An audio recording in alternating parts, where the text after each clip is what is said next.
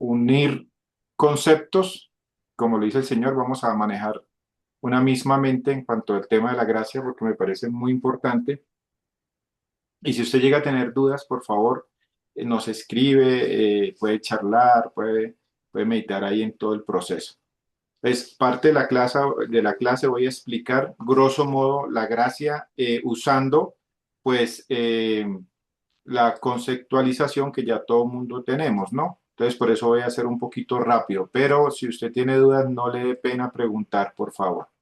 No les dé pena preguntar, porque esto es un proceso de aprendizaje, ¿sí? Hay cosas que se le escapan a uno por no preguntar. Entonces, pendientes ahí del tablero, porque voy a manejar un poquito el tablero para que lo entendamos un poquito. Entonces, voy a explicar la gracia. Yo voy a poner la gracia acá en la parte de arriba, como lo más grande que hay. Gracia. Entonces vamos a colocar la gracia ahí como lo más grande que hay. Ahora voy a, de alguna manera, desglosar. A ver, ok, no utilizo mayúsculas, sino voy a utilizar minúsculas. De pronto se ve más así, ¿no?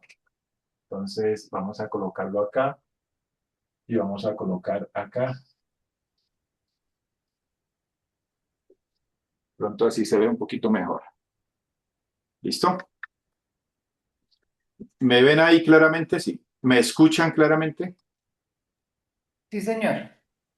Ok, bueno, muy bien. Entonces, comencemos rápido. Ustedes conocen ya este gráfico. Adán y Eva toman una decisión en el jardín del Edén en su libre albedrío, de no comer del árbol de la ciencia del bien y el mal. Eso genera automáticamente un problema que se llama muerte. Vamos a utilizar el término muerte. ¿Por qué me gusta el término muerte? Porque ya hemos pasado del entendimiento de que la muerte no es eh, exterminio, sino que la muerte es separación, pero también tiene otras implicaciones. Tiene el tema de la eternidad, tiene el tema de la muerte, de dañar la relación con Dios, de aquí dañar la relación con Dios, espiritual, y tiene la muerte. Voy a ampliar un poquito este significado, de que se me olvida, para que su merced me entienda la gracia un poquito. Ojo con lo que va a ser nuevo aquí. Vamos a ampliar un poquito el tema de la muerte física. A veces uno de los problemas que hemos tenido es que hemos reducido la muerte física a la muerte cuando se muere el cuerpo. Pero cuando hablamos de la muerte, hablamos, sí, físicamente, literal, ¿cierto? Literal, la muerte física, pero cuando hablamos de la muerte física, hablamos del marchitarse de la vida en todos los campos, en todos los aspectos del ser humano. Eso quiere decir que la muerte física afecta la mente, las emociones, la voluntad, el cuerpo. Entonces, cuando hablamos de la muerte, no simplemente hablamos de la muerte como algo eh, único que pasa y ya no. La muerte produjo una condición devastadora en el ser humano. De hecho, la muerte fue tan extensa y profunda que afectó la misma creación.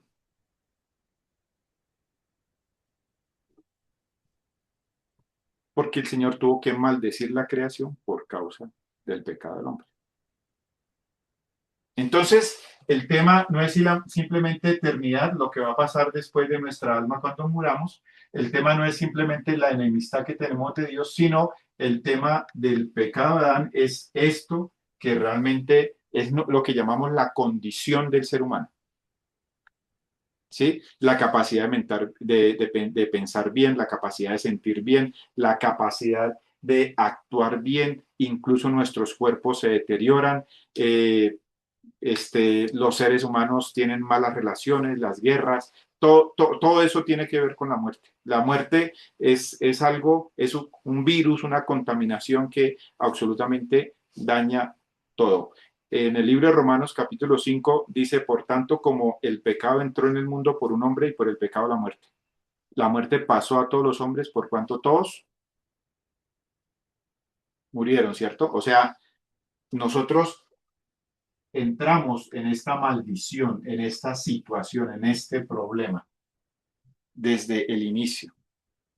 Entonces, el Edén está conectado con nosotros todavía en el sentido de esa consecuencia que nosotros arrastramos, que a veces lo reducimos solo a la muerte física o a la eternidad, y ahí lo dejamos. Y eso es una minimización del verdadero concepto de la muerte. Eso minimiza y eso daña, y por eso a veces nos quedamos cortos en entender la gracia del Señor. ¿Sí? Porque no estamos viendo la gracia, pues, con la dimensión que tiene que ver en todo este aspecto. A veces, muchas veces, cuando a usted le predicaron el evangelio, usted dice, no, ya tengo el tiquete de entrada, soy salvo, amén, gloria a Dios, ¿sí? Y chao. Pero es que la gracia va muchísimo más allá y por eso vamos a hablar un poquito del tema. Dios tiene que solucionar el problema, debe solucionar el problema, porque usted ya lo aprendió. Dios es justo, pero Dios también es amor. Él quiere brindar una salida siempre. Yo suelo decir que Dios es Dios de oportunidades, por regla general, por su amor, por su gracia, por su bondad. Dios es increíble en ese proceso. Así que Dios tiene que solucionar el problema, pero Él encuentra su justicia. Y aquí es muy importante tener en cuenta esto. Él encuentra su justicia. Su justicia necesita saciarse, porque su justicia tiene que ver con la ley. El hombre violó un mandato, violó la orden, lo cual generó un problema. Entonces aquí hay una ley violada. Él tiene, ¿sí? Entonces la justicia de Dios demanda, exige, exige que se cumpla la ley. Pero como usted ya lo ha sabido, su amor quiere solucionar. Y aquí viene el tema.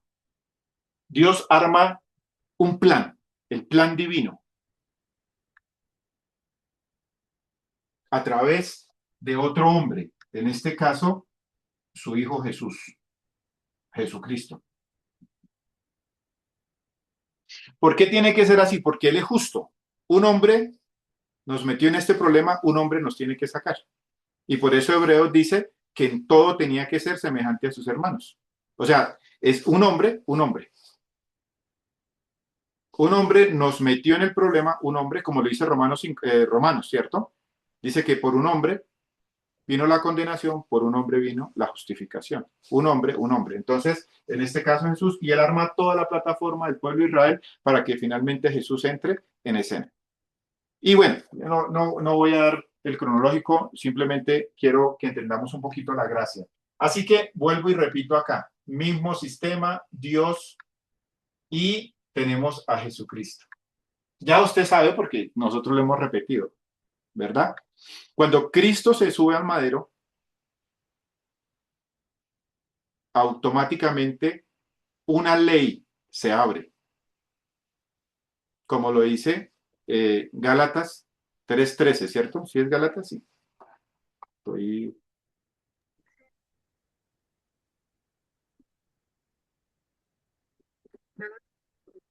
Cristo nos redimió de la maldición de la ley, hecho por nosotros maldición. Dice, hecho por nosotros maldición. Porque escrito está todo, perdón, maldito todo aquel que es colgado del madero. Entonces, listo, lo entendimos. Cristo tuvo que colgarse, eso se lo dijo a Nicodemo, como Moisés levantó la serpiente en el desierto, así el Hijo del Hombre debe ser levantado. Listo, él se levanta. ¿Por qué es tan importante este cuadro de Jesucristo? Porque al levantarse en el madero, el padre tiene que ejecutar la maldición, o la ley de la maldición, mejor dicho, o la consecuencia del madero. Maldito. Entonces Jesucristo fue maldito en ese madero. Al ver lo maldito, el padre tiene que romper relaciones. Voy a escribir nuevamente muerte.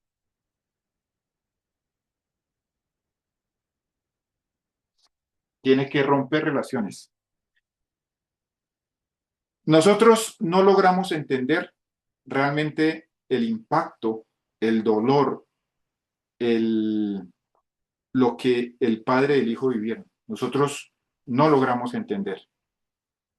La forma en que Dios dejó que nosotros pudiésemos entender ese evento es a través del sufrimiento que Jesucristo físicamente enfrentó, a través del azote, a través de la corona de espinas, a través de la mofa y de la burla que le hicieron, a través de los escupetajos, a través del manto, a través de, de, de la lanza que traspasó su costado, a través de los clavos que traspasaron sus manos, sus pies, a través del sufrimiento que tuvo al estar colgado al sol, en una situación donde su cuerpo intentaba sobrevivir a través de la, bueno, de la corona, a través de eso es, digamos que el Señor intentó darnos una analogía de lo que estaba sufriendo la relación entre el padre y el hijo en la maldición del madero. Fue doloroso. Y aquí quiero parar un poquito, unos minuticos para que me entienda. Esto no es un show. Ellos realmente están viviendo esto. Es la única vez en la eternidad que ellos atraviesan este evento, esta separación. Es la única vez en la eternidad. Es algo que yo suelo decir y me molestan a veces, es algo que Dios no sabía, porque Dios no había vivido eso.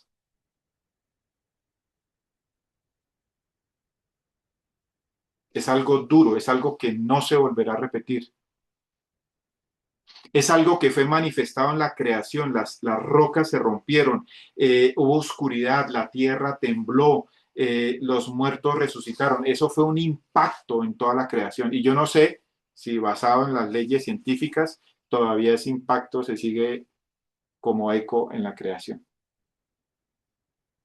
Pero es algo que se rompió. Ellos rompieron, como cuando su corazón se rompe. Y cuando el Señor en el Getsemaní se postra y le dice, Padre, pasa de mí esta copa, mas no sea lo que yo quiero, sino lo que tú, realmente Jesucristo, si usted hace un análisis hermenéutico profundo del pasaje, lo que el Señor Jesús está diciendo es, inventa otra forma de salvar al hombre, porque esto es demasiado doloroso. Pero si no hay otra forma, que se haga tu voluntad. Y dice que el dolor que él tenía, mi alma está muy triste hasta la muerte. Eso le transmite a uno realmente lo que nuestro Señor Jesús vivió en esa cruz. Así que no fue algo fácil, no fue algo gratis, fue algo muy costoso. El costo fue muy, muy, muy elevado, muy, muy exageradamente elevado. No sé si alguien quiere comentar algo, tiene alguna pregunta hasta ahí. No, por el momento no. Claro, creo que todo lo teníamos claro, ¿cierto? Si no, por lo menos más claro, ¿cierto? Bueno, ok. Así que, listo. Entonces, por eso él dice, consumado es.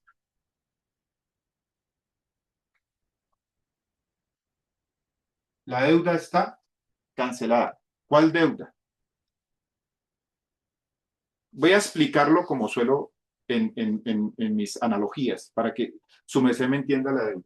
Entonces, el hijo muere, obviamente nos damos cuenta que realmente la relación se rompe porque él va a la tumba, ¿cierto?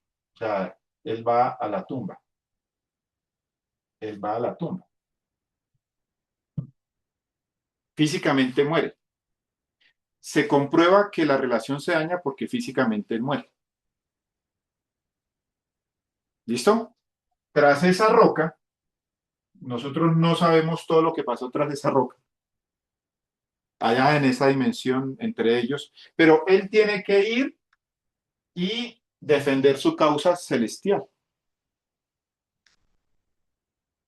Y al defender su causa celestial, se demostró que él había cumplido la ley, se demostró que él nunca le había faltado al Padre, etcétera, etcétera. Entonces él resucita. Y por eso decimos que Jesucristo resucita, ¿cierto? Entonces él resucita. Y él vuelve otra vez a la presencia de Dios. Voy a hacerlo con una cruz. Con una cruz sin él ahí. Él resucita. Entonces ponga la atención para que usted me entienda este consumado es. Cuando él resucita, él vuelve al Padre. Felices, hay fiesta en el cielo, él pagó la deuda, etcétera, etcétera. Pero Jesucristo habla con su Padre, es una analogía, y le dice, Padre, pero aquí tenemos un problema. Una conversación que yo invento, ¿no? Hijo, ¿y cuál es el problema? Estamos felices, se pagó la deuda, etcétera. Padre, yo nunca te falté. Yo no violé la ley. Mi muerte fue una muerte injusta. En palabras que tú y yo entendamos, Jesús le está diciendo al Padre, tú me debes una muerte, porque yo fui primero juzgado, fui condenado, no, perdón, fui condenado primero y luego fui juzgado. Fue al revés. Y eso nos lo enseña incluso el derecho romano, porque en los romanos tenían que primero ser juzgado y luego condenado. Pero Jesucristo fue condenado y luego juzgado. Entonces me debes una muerte. Ok, tienes razón, hijo, entiendo la matemática, entiendo la lógica de la justicia, entiendo aquí el tema, sí, sí, sí, te debo una muerte. Entonces, ojo con esto. El hijo le dice, padre, ¿es suficiente mi muerte para pagarle al hombre la muerte que él generó en el jardín del Edén? ¿Es suficiente?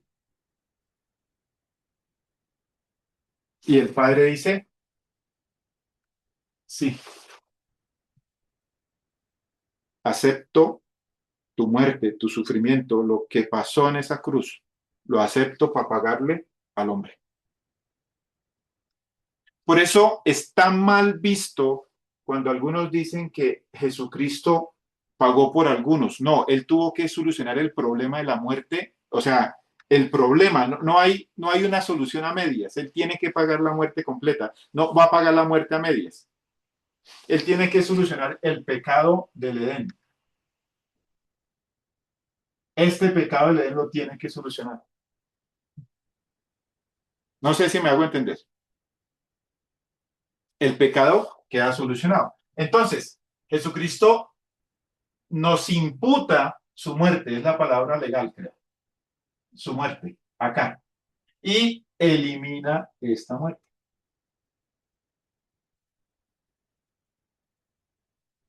Por eso es que los creyentes tenemos vida. No tenemos muerte, tenemos vida. ¿Hasta ahí vamos bien?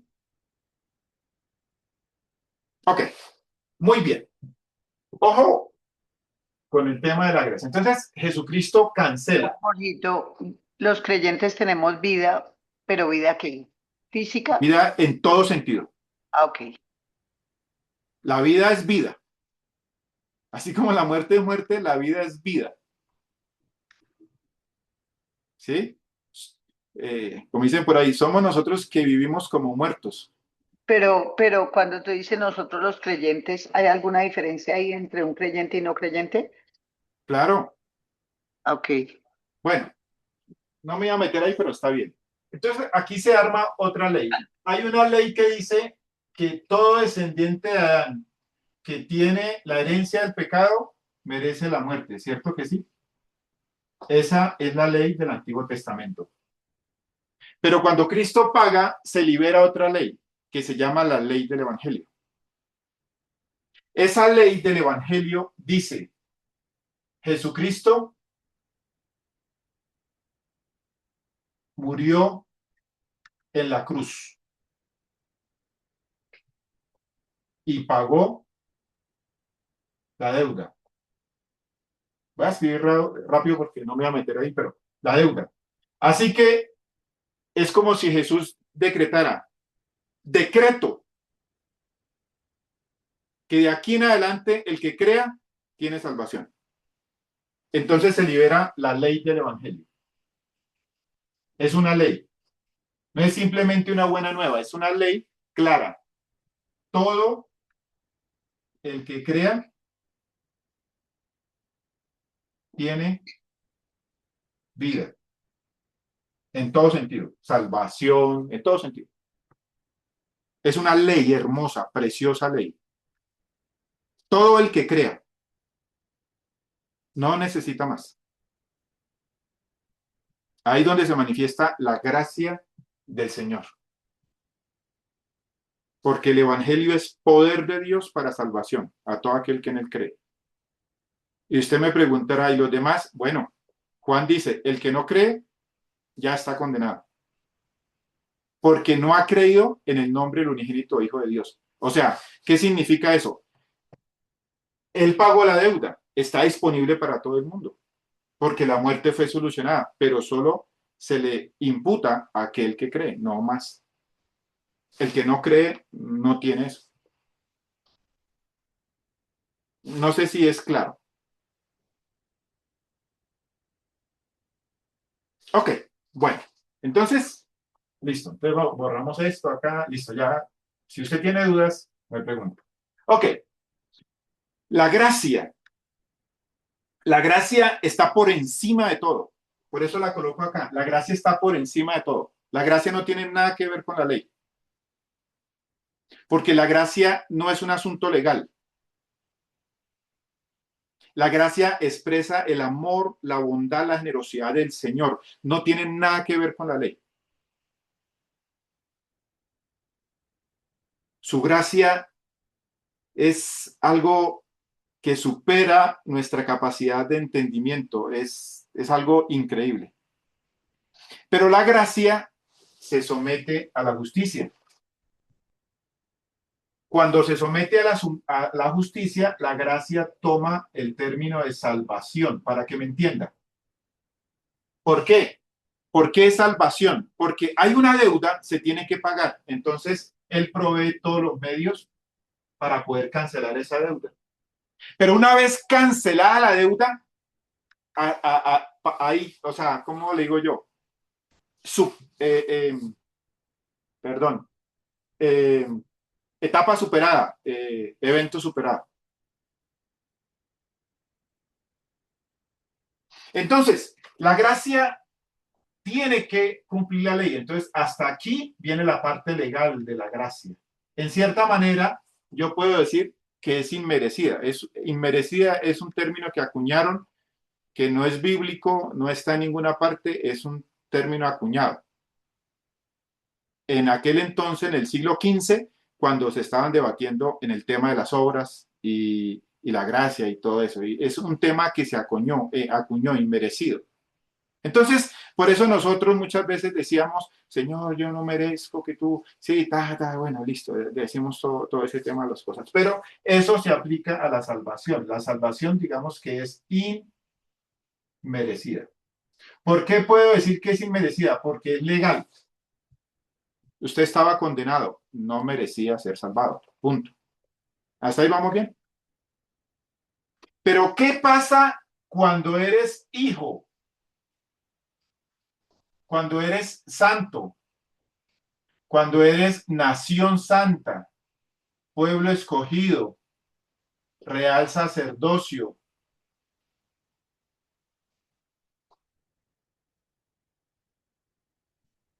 cuando eres embajador.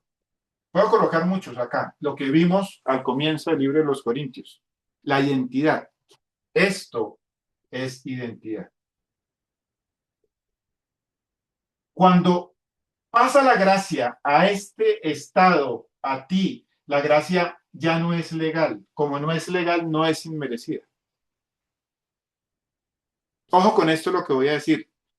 La gracia dignifica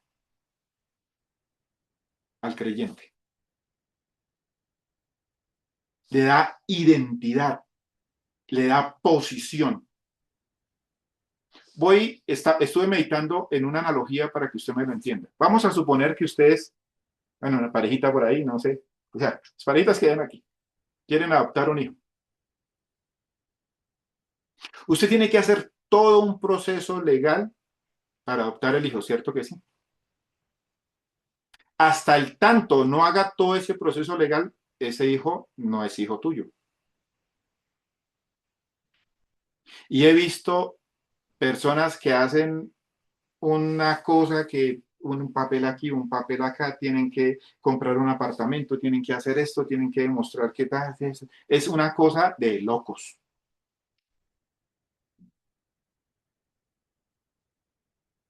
El niño no le puede decir papá. El niño no está seguro que ese sea su familia. El niño no sabe hasta que todo el papeleo no se haga, o sea, hasta que ya firmen y digan, en este momento el registro civil dice que este es hijo suyo.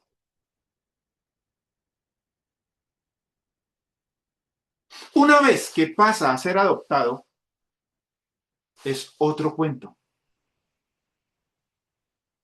Usted no le dice a ese hijo, bueno, yo te voy a adoptar, pero tenga presente que tú no merecías que yo te adoptara.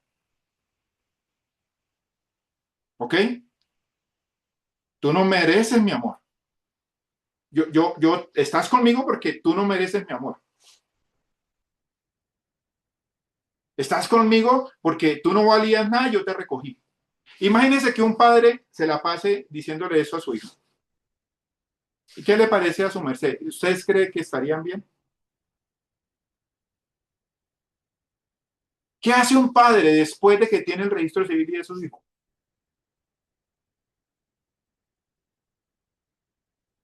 Hace todo lo posible por devolverle seguridad en su hogar, identidad,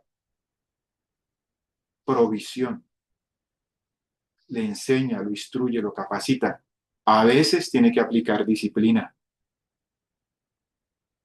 No lo deja votado a la primera, ni a la segunda, ni a la tercera. De hecho, no los dejamos votados. Entonces, yo quiero que usted se mire de esa manera. Ya el Señor cumplió el papeleo, ya pagó. Ahora estamos acá. Esta es su gracia dignificante. Me gustó ese término. Tal vez no sé si usted le quiere colocar otro que comunique lo mismo, ¿no? O sea, su gracia capacita, su gracia fortalece, su gracia provee, a veces corrige, pero su gracia no deja botado. Por eso Filipenses dice, aquel que comenzó la buena obra en vosotros la terminará hasta el día de Jesucristo. Estamos hablando de Pedro. Dice, son guardados por el poder de Dios. Imagínense si son guardados con el poder de Dios, ¿quién se mete con ese Señor? Eso es increíble. Eso se llama posición. Eso se llama identidad. Eso se llama nueva naturaleza. Todo lo bonito que hay en las Sagradas Escrituras que quieren referirse es para el Hijo de Dios. Es lo que dice Corintios comenzando. A la iglesia de Dios que está en Corinto, ¿cierto? Santificados por Cristo Jesús, o sea, les devolvió identidad, los separó, les dio un trabajo, llamados a ser santos.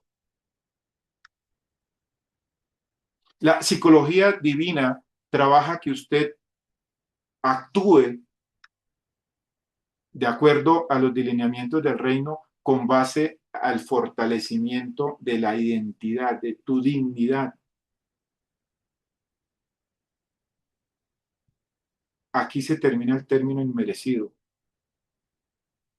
y aquí empieza el término dignidad y uno que me gusta, incapaz.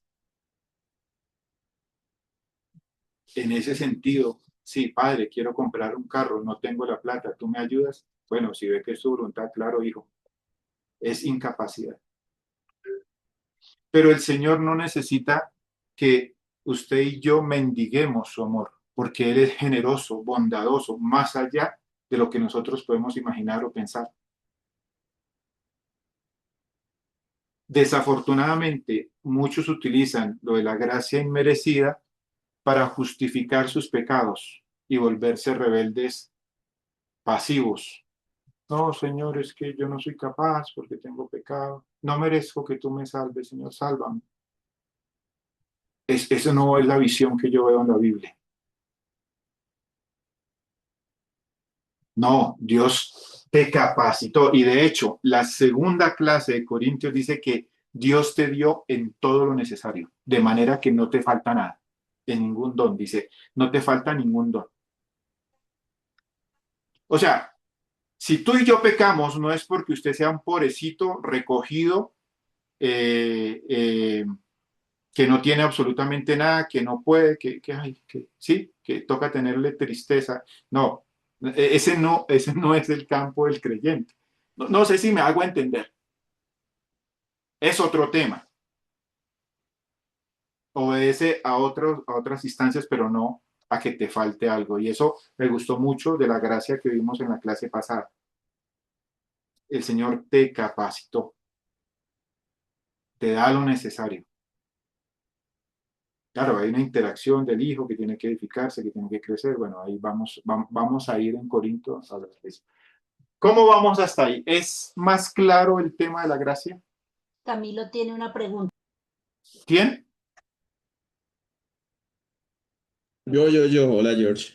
Bueno, una Ah, pregunta, hola. una cosa que me hizo recordar eso, que es una figura que hay en la Biblia, que es la de Mefiboset, Sí, que él es hijo, a ver, me acuerdo, de de un Saúl, enemigo de David. de un enemigo de David, y estaba mendigando, inválido, por allá tirado, y David decidió regresarle su dignidad y ponerlo a la mesa con él, ¿no? Es como Ok. una figura de eso que hizo Dios. Y es bonito porque David ordenó que trataran a Mefiboset dice que se sentó en la mesa del rey. ¿Cierto que sí? Creo que así dice el pasaje. Sí, creo que sí, sí. Esto es espectacular, o sea, esto para mí es algo que me llena de la gracia de Dios. ¿Sí? Es, lo explico porque me gustaría que cada día en este tema de Corintios vayamos creciendo en una visión correcta de la gracia de Dios. Una gracia que dignifica, una gracia que capacita, una gracia que suple la necesidad. Por eso somos incapaces, porque suple mi necesidad. Por eso Pablo decía, el Señor le dijo a Pablo, bástate mi gracia, porque mi poder se perfecciona en la debilidad. Bástate mi gracia. Es espectacular, es algo increíble. Usted no es, usted no es un huérfano, usted no es un mendigo, no es un pobrecito. Su papá, ahí sí como dicen los carismáticos, ¿no? Su papá es el rey de los cielos, ¿sí? Pero en el buen sentido, ¿ok? Es alguien increíble, alguien que le costó, o sea, tu vida le costó y ya lo pagó, y lo pagó con creces. Sí, es parte de nuestra gratitud recordar de dónde salimos, pero Dios no quiere que usted se dé palos todo el tiempo. O sea, o sea, vas a pecar y es doloroso y no debes hacerlo. Ofenderías el sacrificio. Bueno, o sea, no quiero darles conductual ahorita todavía sistema conductual. Estamos en la identidad, ¿sí? Eres alguien especial. Entonces, digámoslo así, en el momento que esto pasó, tu pasado quedó atrás. Es tu pasado, lo que tú eras, lo que tú eras. Me gusta mucho Pedro, que estuvimos el domingo predicando en eso, que dice, no os conforméis a los deseos que antes tenías. O sea, ese era tu pasado, antes. Dios te hizo algo nuevo. Si usted quiere seguir arrastrando, no, es que yo soy así, yo me crié así, yo le digo, hermano, hágalo si quieres, pero eso no es correcto, ni eso no es bíblico. Usted es alguien totalmente diferente en identidad. En legalidad es alguien diferente. De hecho, los romanos cuando iban a adoptar a una persona, los romanos tenían un rito donde la persona literalmente rechazaba a su familia anterior. Y luego otro rito donde aceptaba la familia nueva con todos los beneficios. Y eso es espectacular en el... O sea, usted lo estudia, ahí eso es espectacular. Abandona su familia, abandona su pasado. Usted ya no es su pasado, usted ya no es su familia, usted ya no es su tradición. Usted es esto nuevo y yo quiero que entiendan eso. La gracia te dice, esto está para ti, disponible para ti, nuevo para ti. O sea, es como si usted llegara a un país y le dijeran, bueno, aquí tenemos su visa, aquí tenemos esto, todo lo que usted quiera, te vamos a dar una casa donde vivir, tiene esto. ¿Y por qué ley me voy a fijar? ¿Por la ley de Colombia o por la ley de España? No, por la ley de España, nuevas leyes. Y eso tiene que calar en tu mente. No sé cómo vamos hasta ahí.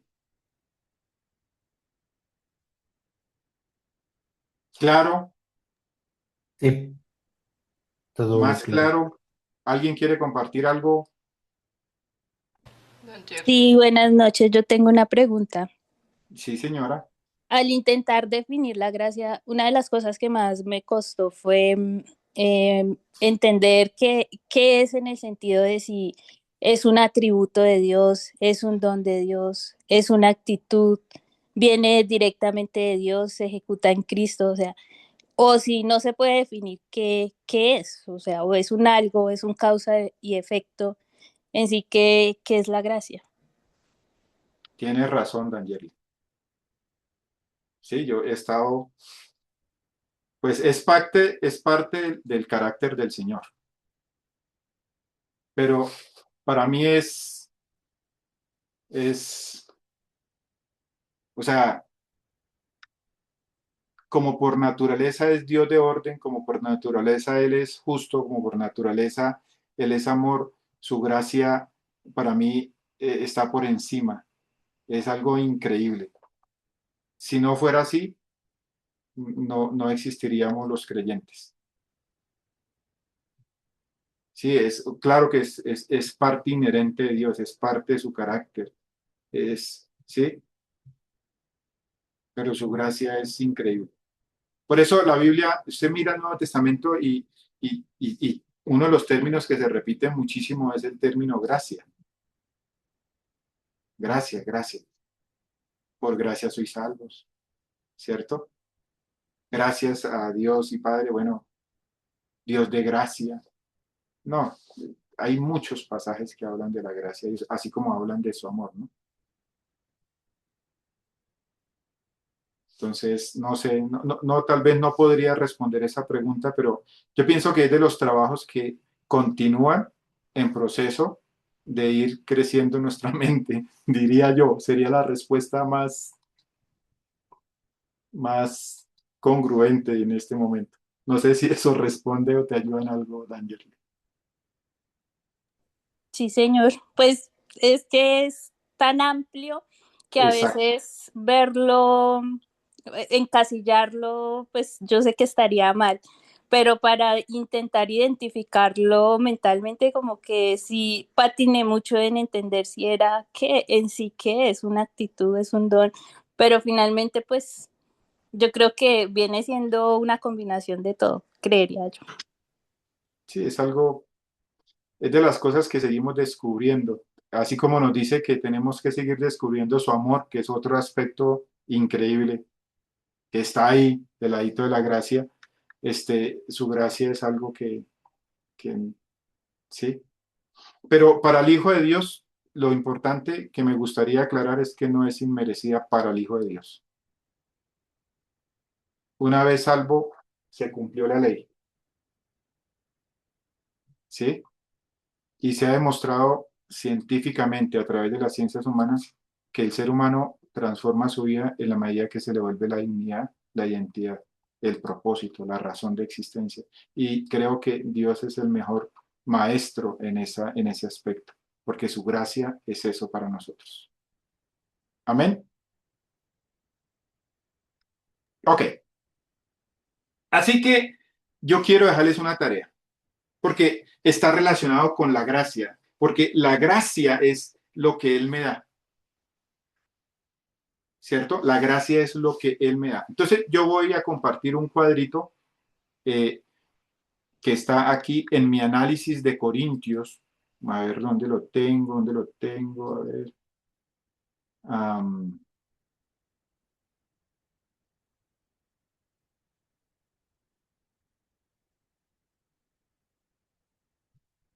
ah, voy a descargarlo. Mm, a ver si lo puedo presentarme.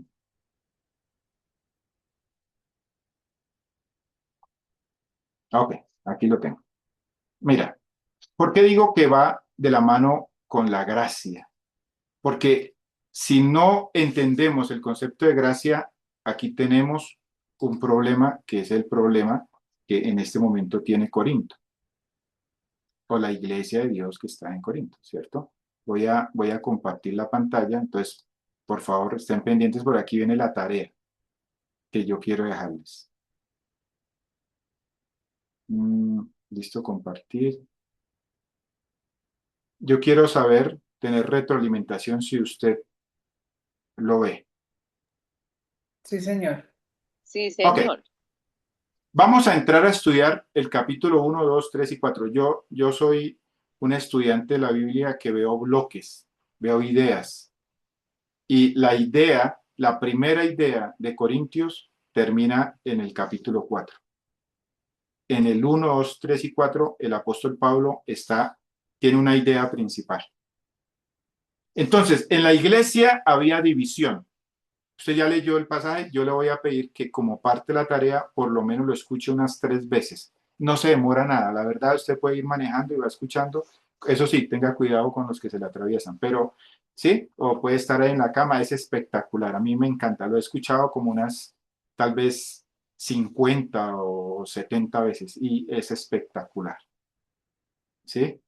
Ahí en YouTube hay un ministerio que lo tienen hasta el 4. Entonces usted le pone bucle o en los dispositivos usted le pone repetir y él repite, repite, repite, repite, repite. Y a mí me encanta porque yo, ¿sí? Ahí lo escucho, lo escucho, lo escucho y es espectacular.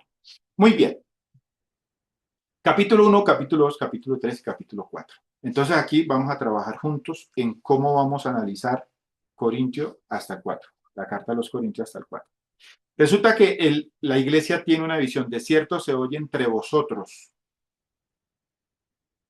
¿sí? Que hay este comentario, yo soy de Pablo, yo soy de Apolo, etcétera, etcétera, etcétera.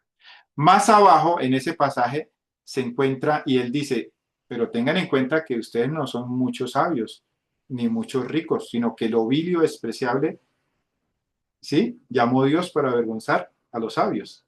Entonces mira cómo va de lleno con la gracia, ¿cierto?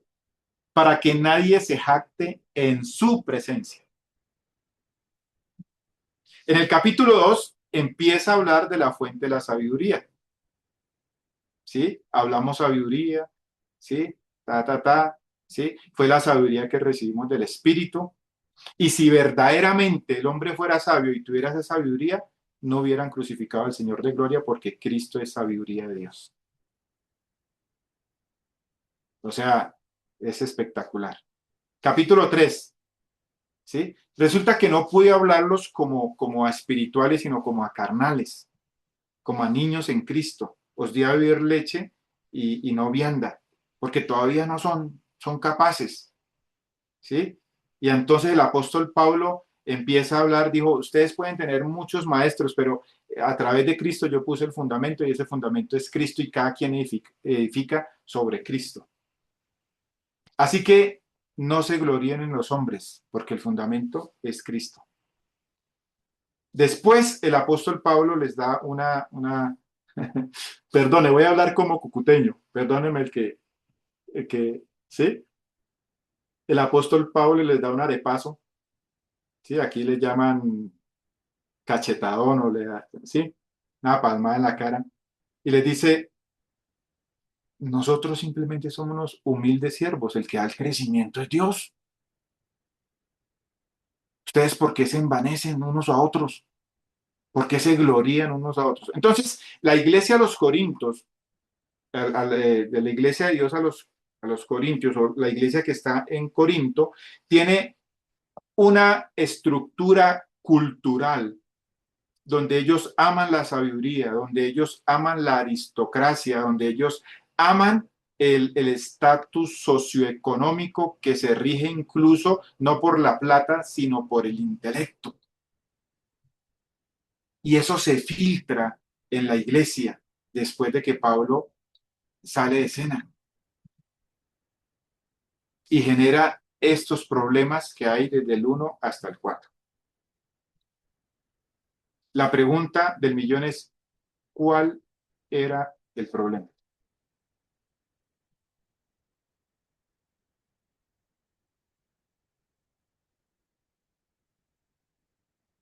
Nos quedan unos minuticos, podemos meditar un poquito en el tema. ¿Cuál era el problema?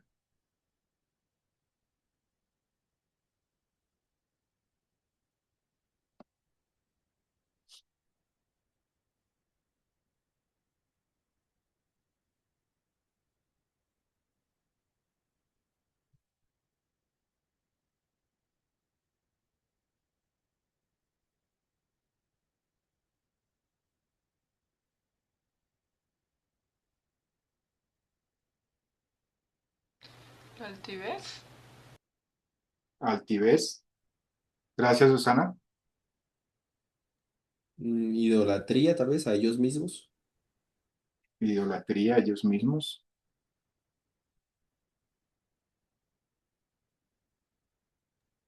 ¿No sabes la posición nueva que tenían como hijos? Ok.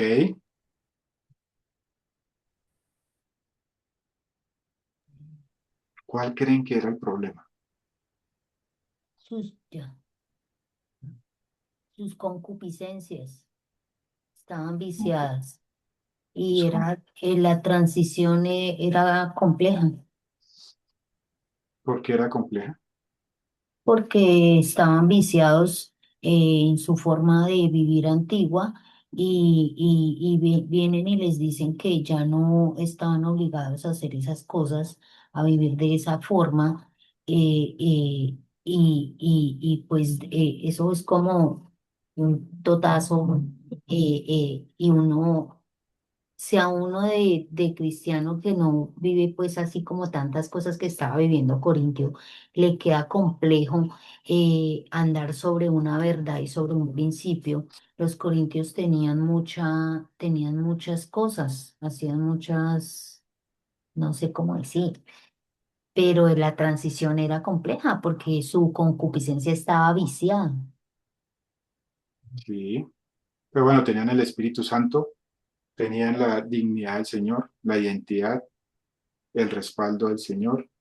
Sí, pero estaban hasta ahora escuchando de ese Dios, hasta ahora estaban empezando. Bueno, ahí corrijo un poquito el contexto. Sí. Acuérdense que cuando Pablo escribe esta carta, ya han pasado por lo menos 3 años desde que fundó la iglesia, Y duró 18 minutos. porque la fundó en el capítulo 18 y esta es la primera carta. Y según lo que leo en el capítulo 3, es posible que sea una de muchas que él les había enviado. Entonces no entendían los principios. Ah, bueno, ya, ahí ya. Pedro, Entiendo que habían perdido la identidad o la estaban perdiendo. ok, gracias. Yo diría que la sabiduría envanece. El pueblo de Corinto es un pueblo influenciado por dioses. por sí, una cantidad de culturas, de filosofías, de pensamientos gnósticos y una cantidad de cosas. Era gente que le agradaba la sabiduría. Entonces, cuando llega la palabra de Dios a ellos, como dice cuando empieza la carta, cuando Pablo les dice, todo don tenían, oye, ellos eran ricos en muchas bendiciones de Dios, y lo declara Pablo. Y yo creo que por la influencia griega, de que ellos amaban la sabiduría, se enaltecieron y se envanecieron en su sabiduría, y pues de ahí parte todo. Ok. Bueno, yo les voy a colocar la tarea, les voy a dar mi percepción. Usted va a trabajar con esto y con lo que va a oír de 1 al 4, va a mirar si es viable lo que es la percepción que tengo del capítulo 1 al 4. Y si usted encuentra algo de coherencia, me gustaría también que respondiera cómo afecta ese problema a tu vida diaria hoy día. Entonces, son 3 aspectos de la tarea.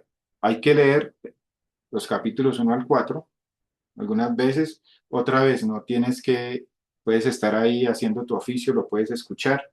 Yo sé que a veces hay trabajos físicos que nos dan un campo para usar nuestra mente. Me parece espectacular. Yo soy mental, así que sí, si tienes que sentarte está bien también, pero la idea es que se escuche por lo menos unas 3 veces del 1 al 4. No se demora mucho. La verdad no se demora 5 minutos, 7 minutos en reproducirlo.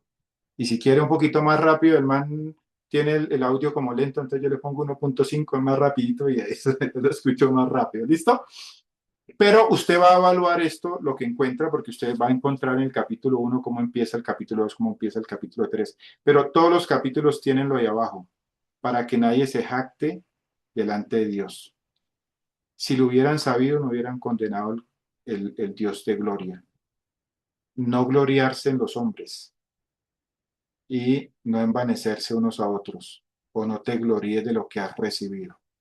Para mí, el problema que tuvo eh, Corinto fue falta de humildad.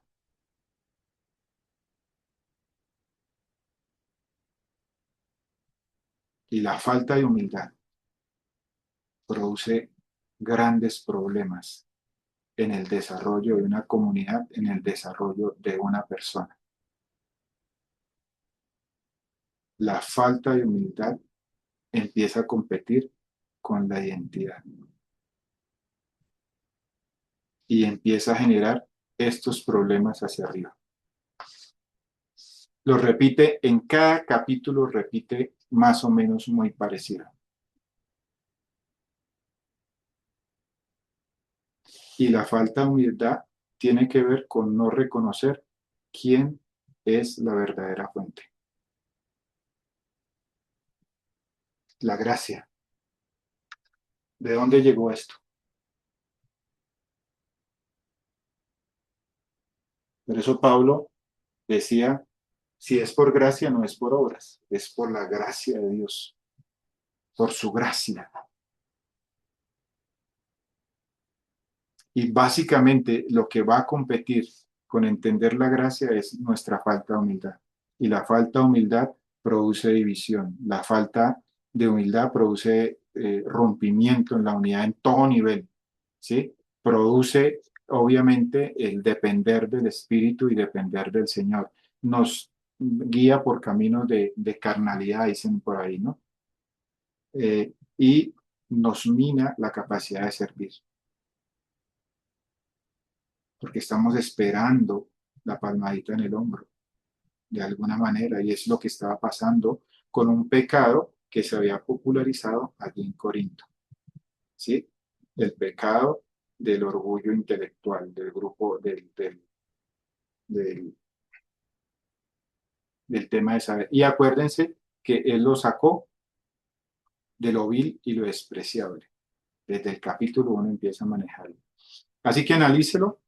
Yo les doy de una vez la respuesta, no tienen que buscar la respuesta, para mí tiene coherencia. Si usted no está de acuerdo, usted me puede escribir y está bien, no hay problema.